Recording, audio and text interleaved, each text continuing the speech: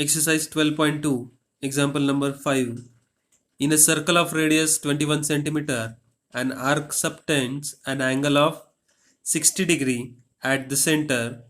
Find, first one, the length of the arc, second, area of sector formed by the arc, and third, area of the segment formed by the corresponding chord.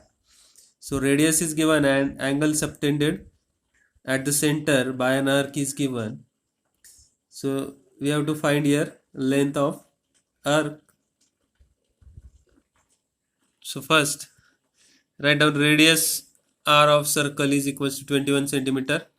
Then angle subtends by the given arc is equals to 60 degree. So this is the arc which subtends angle 60 degree at center of the circle, and radius is given 21 centimeter. So we have to find the length of an arc of a sector of angle theta. The formula for this is theta upon 360 into 2 pi r. So length of an arc ACB, length of an arc ACB is equals to 60 upon 360 into 2 into value of pi is 22 upon 7 into r, that is 21. So ratio of this will reduce to 1 upon 6 into 2 into 22 into 3. So after calculation we get 22 centimeter is the length of an arc ACB.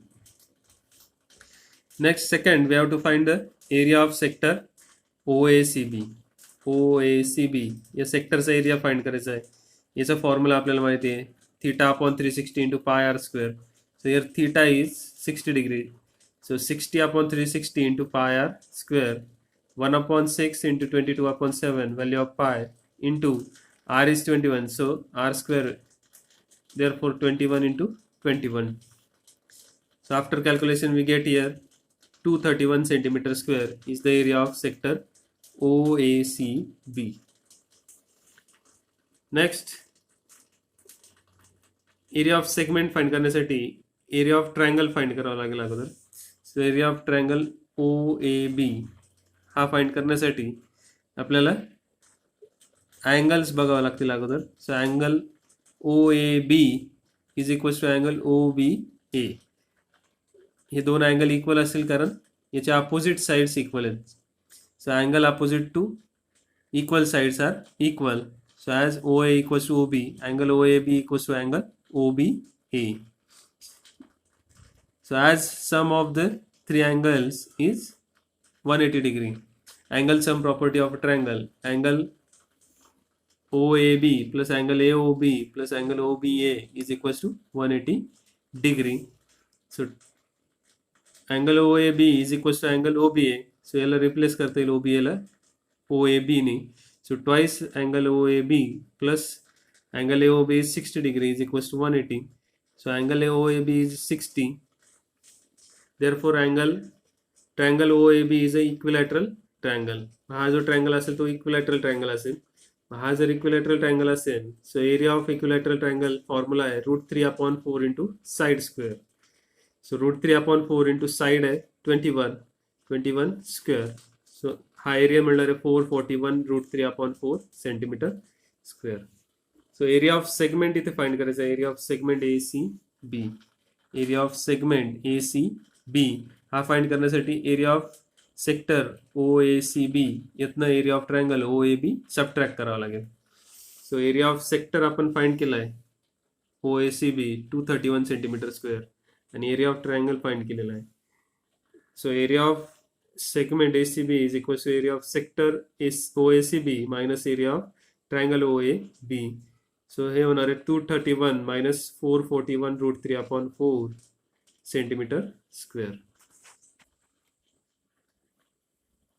Next example number 6 याच पद्धतीने तुम्ही solve करू शकता. आणि example number 7 हे सिलेबसमध्ये नाही आहे. So example number 8 या ठिकाणी बघूया. A horse is tied to a peg at one corner of a square shaped grass field of side 15 meter by means of a 5 meter long row. Find the area of that part of the field in which the horse can graze. Second, the increase in grazing area if the rope were 10 meter long instead of 5 meter. So काय calculate करायचं, area of part of the field in which horse can graze. So horse इथे बांधलेला आहे आणि त्याचा एक corner जो आहे स्क्वेअर शेप ग्रास फील्ड आहे आणि इथे घोडा चरतो आहे.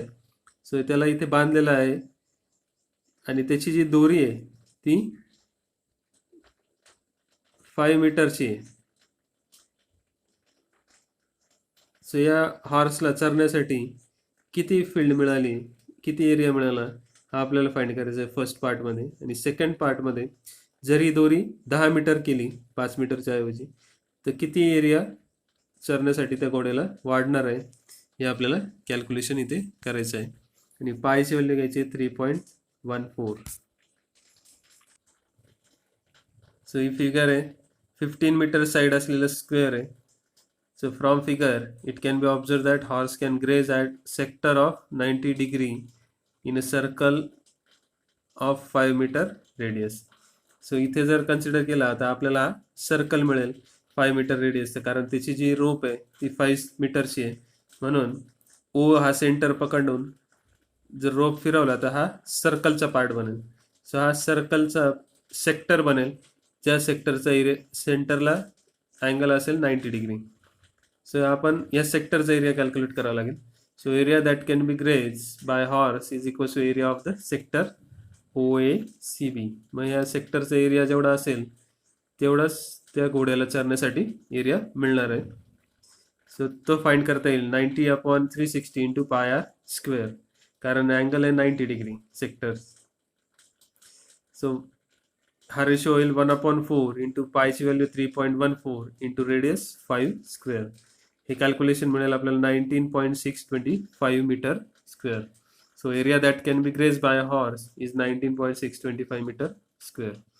नेक्स्ट आपल्याला फाइंड करायचं जर ही दोरी 5 मीटरच्या ऐवजी 10 मीटर केली तर किती एरिया वाढणार आहे.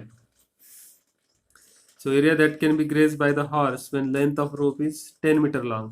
सो 10 मीटर लॉंग जर दोरी घेतली, रोप घेतली तर एरिया किती असणार आहे सेक्टरचं ते कॅल्क्युलेट करूया. 90/360 into pi into R square. आता इथे आर असेल 10 मीटर.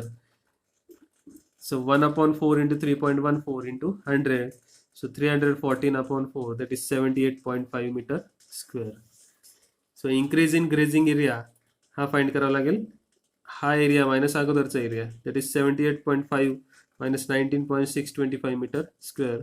सो हा एरिया होईल 58.875 metre square.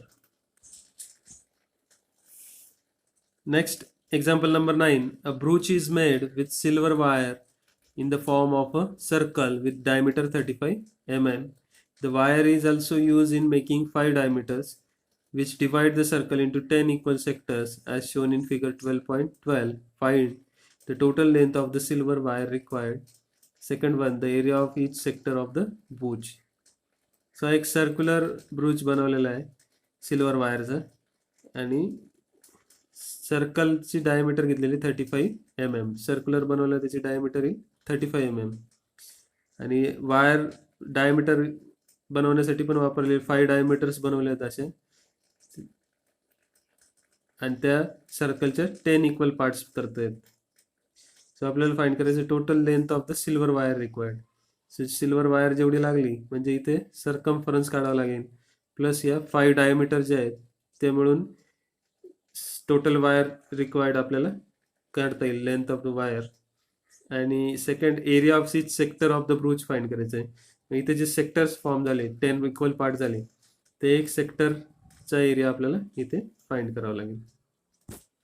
So first the total length of wire required will be the length of 5 diameters and the circumference of the brooch. So radius of circle 35/2 mm and circumference of brooch 2 pi r.